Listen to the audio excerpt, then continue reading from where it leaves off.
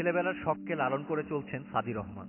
Hollywood ছবির বিভিন্ন চরিত্রের হুবহু খেলনা সংগ্রহ করেন তিনি। দীর্ঘ ৩০ বছরের সংগ্রহ নিয়ে এবার রীতিমতো একটা সংগ্রহশালা খুলে বসলেন সাদি, যার নাম দিয়েছেন ঢাকা মিউজিয়াম অফ টয়।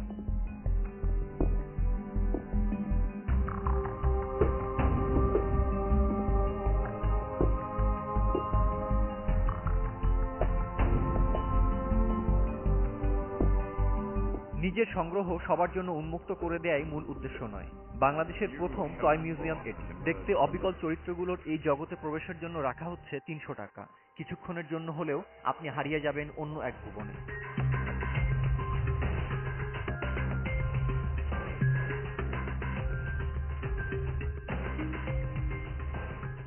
এতদিন ধরে এগুলো আমার কালেকশনে ছিল, কিন্তু রিসেন্টলি ৪-৫ বছর আগে সিঙ্গাপুরে মিন্ট মিউজিয়াম অফ টয়েস বলে একটা মিউজিয়াম খুলেছে। তার কিছু বছর পরে থাইল্যান্ডে আবার একটা ব্যাট ক্যাট টয় মিউজিয়াম খুলেছে। তো ওই মিউজিয়ামগুলো অ্যাকচুয়ালি ভিজিট করে তখন আমার মাথায় একটা চিন্তা ঢুকলো যে আমাদের এশিয়ান কন্টিনেন্টে যদি থাকতে পারে এরকম, তাহলে বাংলাদেশে কেন থাকতে পারে না।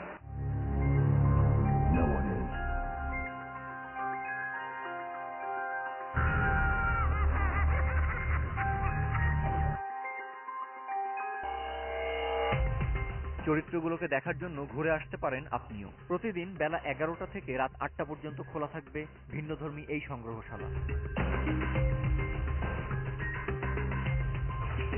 Kamrul Rifat, independent news.